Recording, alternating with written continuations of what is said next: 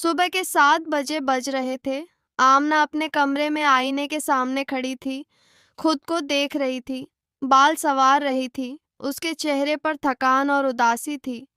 کل رات اس کی بیسٹ فرینڈ سارا نے کہا تھا، آمنہ تم اتنی ریلیجیس ہو پر اپنے فزیکل ہائیجین کا دھیان کم رکھتی ہو۔ اسلام میں طہارت صرف حضور تک لمیٹڈ نہیں ہے، it's a lifestyle. Amna نے تھوڑا غصہ بھی کیا تھا، پر رات بھر وہ بات اس کے دماغ میں گھومتی رہی۔ اس کے دل میں ایک سوال اٹھا، کیا سچ میں اسلام نے عورتوں کے ہائیجین کے بارے میں ڈیٹیل میں بتایا ہے؟ اسی وقت اس نے ڈیسائیڈ کیا وہ خود سیکھے گی، قرآن سے، حدیث سے اور اسکالرز سے۔ آمنہ ایک 23 سال کی اسٹوڈنٹ تھی جو یونیورسٹی میں پڑھتی تھی اور اپنے دین کو سمجھنے کی کوشش میں رہتی تھی۔ اب وہ ایک نئے مشن پر تھی۔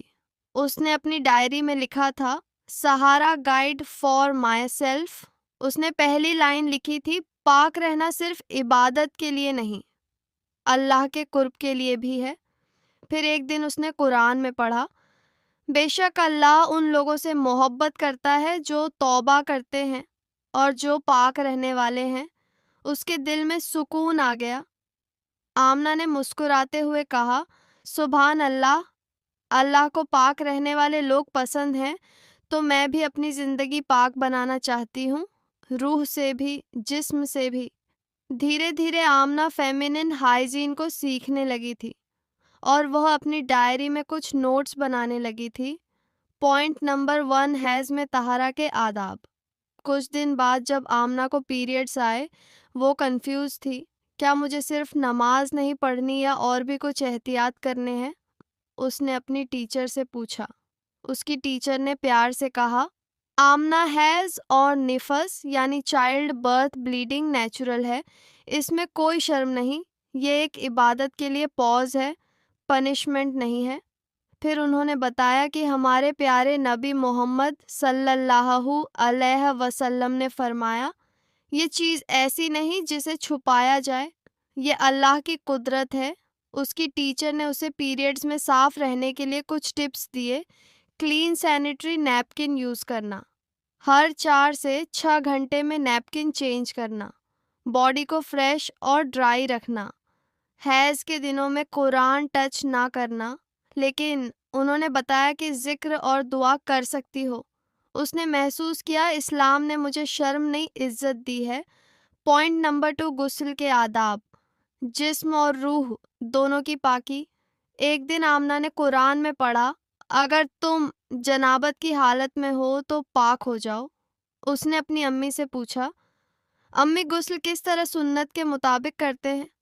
امی نے پیار سے سمجھایا، سب سے پہلے بسم اللہ کہہ کر نیت کرنا، میں پاک ہونے کے لیے غسل کر رہی ہوں۔ نمبر 2، ہاتھ دھونا۔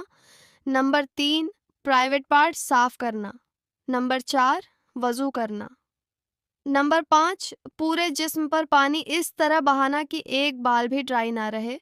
آمنہ نے سوچا، سبحان اللہ، اسلام میں ہر ڈیٹیل بتائی گئی ہے، یہ طہارہ ایک اسپریچول ریسیٹ ہے۔ پوائنٹ نمبر 3، استنجا اور استبرا کے آداب۔ آمنہ کو یاد آیا جب اسکول میں کچھ لڑکیاں ہنستی تھیں اور کہتی تھی تم لوگ ہر بار پانی سے واش کرتی ہو، اور آمنہ چپ رہتی تھی، لیکن اب وہ سوچتی ہے، میں شرف محسوس کرتی ہوں کہ اسلام نے مجھے پاکی کا سبق دیا ہے۔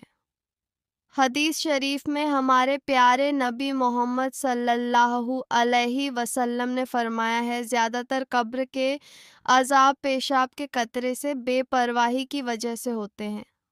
اس رات آمنہ نے اپنی ڈائری میں لکھا، ٹوائلٹ کے بعد پانی سے صاف کرنا واجب ہے، ٹشیو یوز کر سکتے ہو، لیکن پانی کے بنا پوری پاکی نہیں ملتی۔ استنجا کے وقت قبلہ کی طرف رخ نہیں ہونا چاہیے۔ Point number 4، personal hygiene, hair, nails and fragrance. Amna دھیرے دھیرے سمجھ رہی تھی، پاک رہنا صرف غسل تک نہیں، ہر روز کی عادت میں ہے۔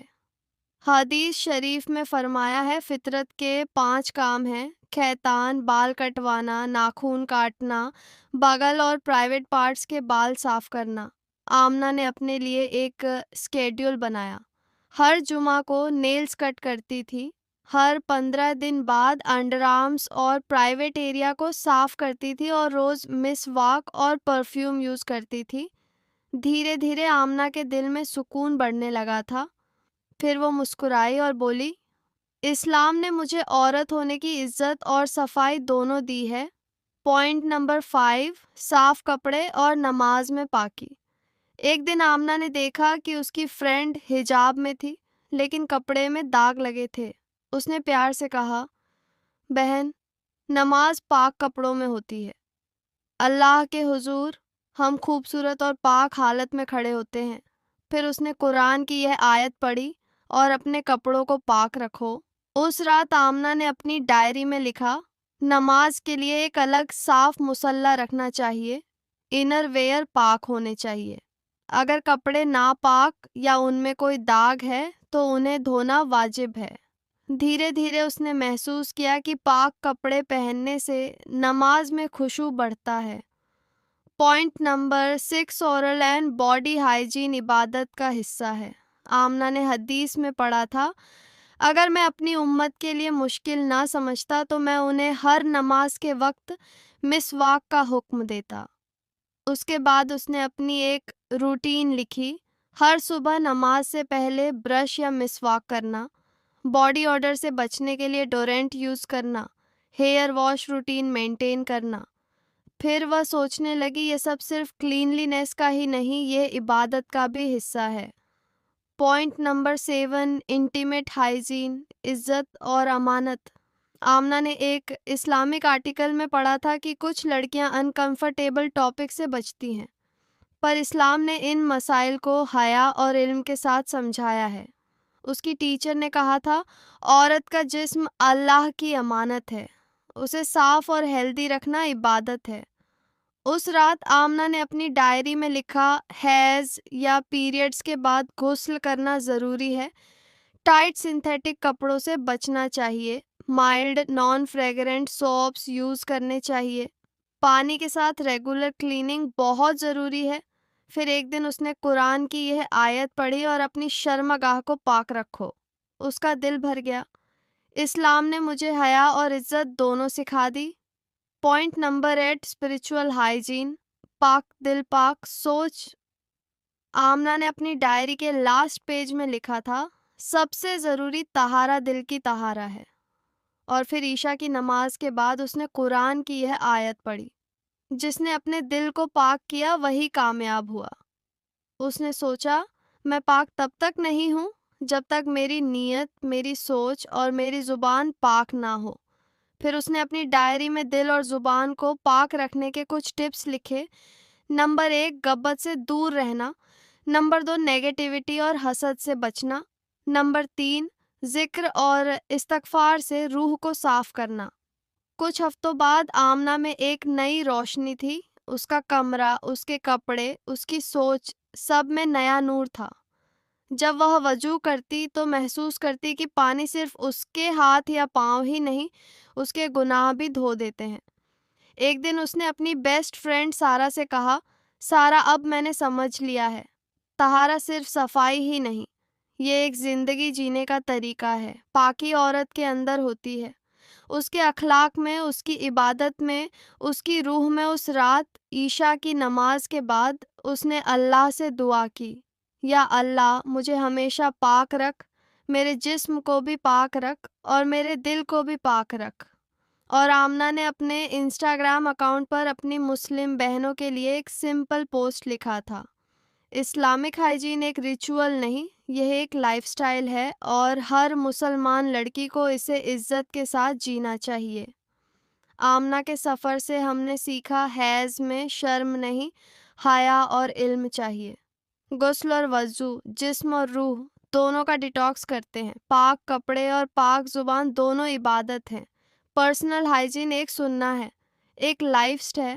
پاک سوچ سب سے بڑی طہارہ ہے۔ پاکی جائی ایمان کا آدھا حصہ ہے۔ آمنہ کے دل میں اب سکون تھا۔ اس نے مسکراتے ہوئے کہا، اب میں صرف ایک مسلمان لڑکی ہی نہیں، ایک پاک روح والی مسلمہ ہوں۔